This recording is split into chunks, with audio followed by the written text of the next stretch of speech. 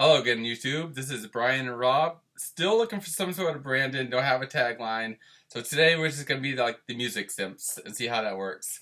Um, so today's topic is gonna be a little heavier, and it's kind of like what we're into anyways. And it's gonna be about emotional songs, songs we're emotionally attached to. And just kind of like as a opener, I was figuring I'd talk about like what changes as far as like how you get emotionally attached to a song and why do you get emotionally attached to a song? For me, I feel like it used to be like, oh, I love this girl. She doesn't love me back, and or just like it sounds pretty, but now it's kind of like as I get older, it's kind of like I've gone through things. I had more losses in life, and I kind of look at things that reflect who I am internally, and that's how I connect to a song now. How about you, Rob? Yeah, I think really it's always been the same for me. It depends on, big thing for me is just the way it's sung, the instrumentation. I'd have to say almost lyrics come second to me. I mean, I do listen to lyrics, but I really get a lot of power out of, the instrumentation, the vocal lines. I think that's still my first thing. And when they both come together, fuck. Yeah, it's just Yeah, great. definitely. So, you want to do yours first? Sure. So Yeah. my first pick, this is when I was a lot younger. I totally fell in love with this. It's Savage Garden. Album's Affirmation. The song is Two Beds and a Coffee Machine. And what it is just this gorgeous piano line that's played with a real piano with strings in the background. I love Darren Hayes' voice. I think he's got a beautiful vocal melody over it. And it really just tells the story of a lady leaving her husband or partner because of domestic violence, taking the kids and starting over again. So it's really a song that just tells a story throughout it. I don't have really any certain personal connection to that, thank God, but I mean, I just love the way it's sung and played, and you can hear the emotion throughout it. I can vouch you don't need the personal connection because this song is gorgeous. It's a classic. It is. Yeah. Love that. Love that album, too. So good. So, my first one is probably going to be my heaviest one. And it kind of has a story, so stay with me. It's by the Augustines. It's from the self-titled album. And the song's Walkabout.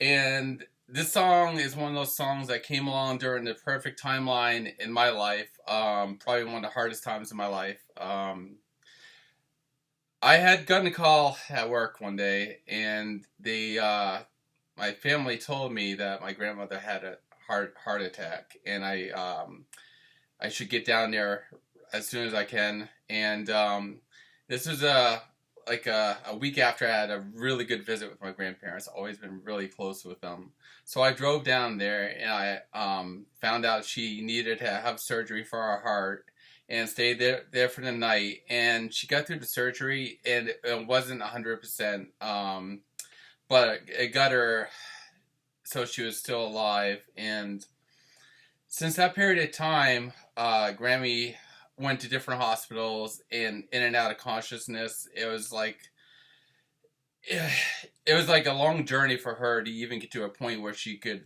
live her life and get around. And eventually, she ended up in a nursing home.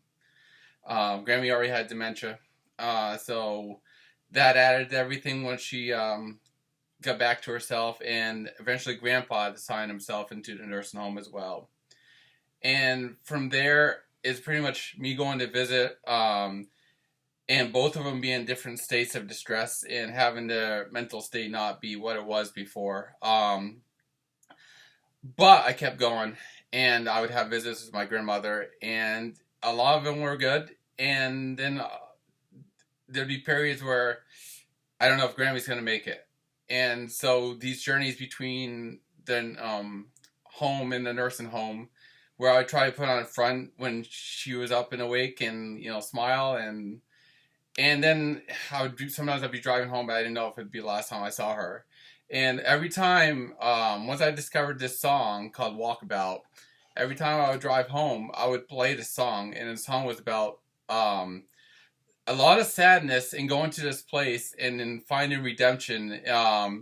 Whether it be the ocean, the breeze, this one location where you could put all your emotions. And and leave them there. And so basically the song starts out really like soft, almost the guy's almost like you can hear the sadness in his voice, and then the song picks up with all this energy. And the guy, if you see him perform, you should see the live version. It's in his face. Everything is like I've really ever seen such a real performance. So the song became about me and that journey as what I was going through. And then later, when my grandmother passed away, it became about during my grandfather's last year. There's a at the end they have a chorus that says, "So come home, come on home. It's over now. This walkabout. It's been so long. It's been so long. Come home, please." It became to me about my grandmother calling my grandfather home to go to a peaceful place and put all that and put him to and so they could both be at peace. And I don't think I'll ever be more emotionally connected to a song just because of how it sat as a place in my life and as a tool for me to get through something. And yeah, it's about all I can say about that without going on too long. Yeah, it's pretty powerful. So I guess my next song, I don't have a story like that though, is by the band called the Hunna, and the song is actually called Mother. It's a band from, I believe, the UK. That is a newer band. This is a newer album, a couple of years ago. I think this came out now. So the song Mother is about, I believe, the singer's passing of his mother. And I think it is such a beautiful and emotional roller coaster ride. It's definitely one of the most heartfelt songs I've ever heard, especially when it comes to the subject of like losing someone, losing a loved one. It's one of those songs I just put on and repeat it over and over and over and over again, and I'm a bad habit of that.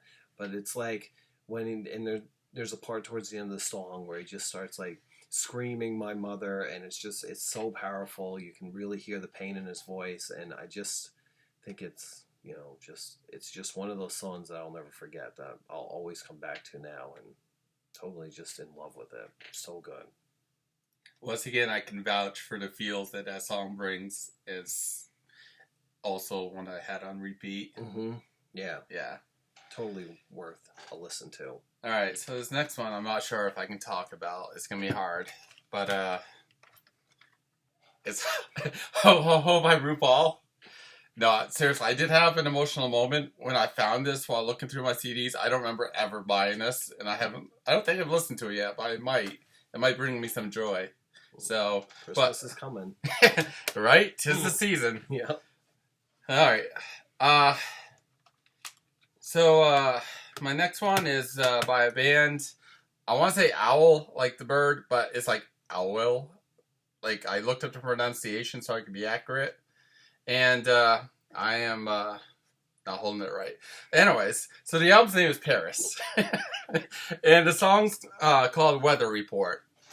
And so this is one of the more recent songs I've picked that's kind of stayed with me. And as long as I've been listening to music, I've been going through my journey with having anxiety and how it's affected my life. To the point like where it's affected me physically, and I had to find ways to get around that. Music was a kind of a tool to do that. But rarely do I find a song that really talks about like anxiety in a really emotional way. And this one did it, and it wasn't even like in a generalized way. This is a beautiful way they had of doing it.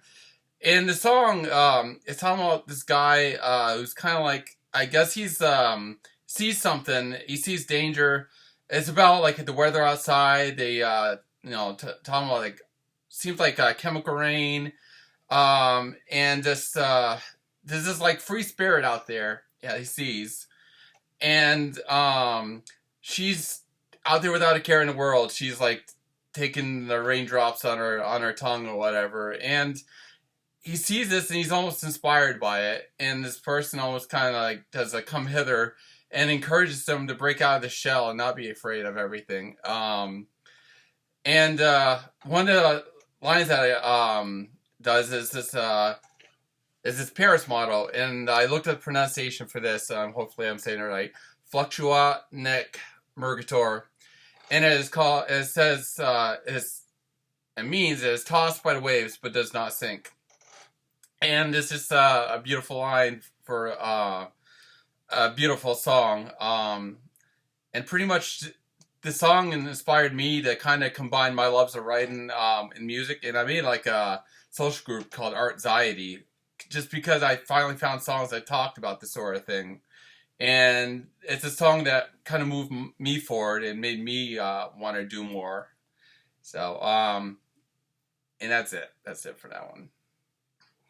All right. So cool. So my last song, we're supposed to pick a newer song. So I wish I had a placeholder for this. I do not have it.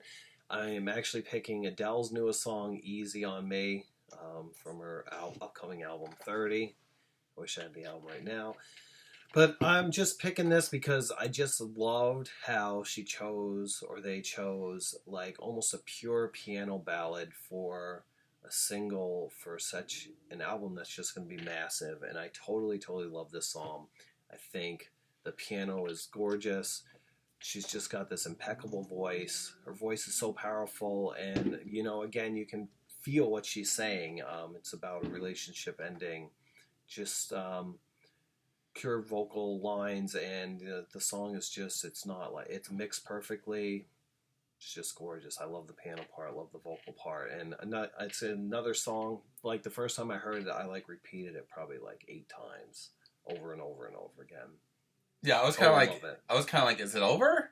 Like, I feel like this could keep going. Right? Yeah, I know. It could definitely go on for another couple minutes. Just so good. She truly does have unbelievable voice.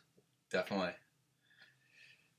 So, my new pick is going to be from one of my favorite CDs of the years, a group called Holding Absence, and I'll hold this the right way. And it's called The Greatest Mistake of My Life. The song on the Holding Absence is called Mourning Song. And it's another one that deals with death. And I kind of connect some friends to this. It's I had a friend that was kind of a mentor that passed away before my grandparents did. But in the song, it talks about how is it fair I must live this life without your infinite light and guidance. And that guy definitely was a guide to me. So I connected to that that line. And a lot of the song I think about a couple of years ago when one of my best friends took their own life. And now this is I'm giving some deep stuff, but if you listen to this song, it's probably, because of the vocals, one of the most emotionally intense songs you'll hear. Like the vocalist, Lucas Woodland, and I was afraid I was going to forget his name, but the beer I'm drinking has the Woodland tag on it, so it kind of helps. So there's some levity for you. But anyways, you got to listen to him as a vocalist. He's one of the best singers I've heard in the last couple of years. Like, he can do the screaming thing, he can do like the smooth vocals. Kind of almost has like an Amberlin tone, if you know that band. But you can understand every word he's saying. He's just a really good singer with a lot of intensity, and that helps a song like this really go over. The last thing I'll say about it is one of the last verses. Says, "There is beauty in any loss that teaches you a lesson. Oh, the beautiful friends we leave behind without ever forgetting. Though life will move without you, I'll never move along. If this is my last chance to sing you to sleep, then let this be my mourning song." That's great, and especially when you hear him sing it. And so, I guess if I'm gonna leave with any words, that's what I would want to leave with. Like, when you leave people, you just definitely want to do everything you can to appreciate life and to keep their memory alive and not be so negative. And so that would be how I end this one. Yeah, no, I love Holding Absence. That album is awesome, and that's a great song. And I realize it said, "How is it fair I must live this life without your infinite light and guidance?" It's really powerful. That's really awesome, actually. Definitely check them out if you do not know them. So, well, I think that includes I our guess this video. is it. Yep. And I guess we should have some continuity. So I'll just go out and I'll be like, peace. Adios.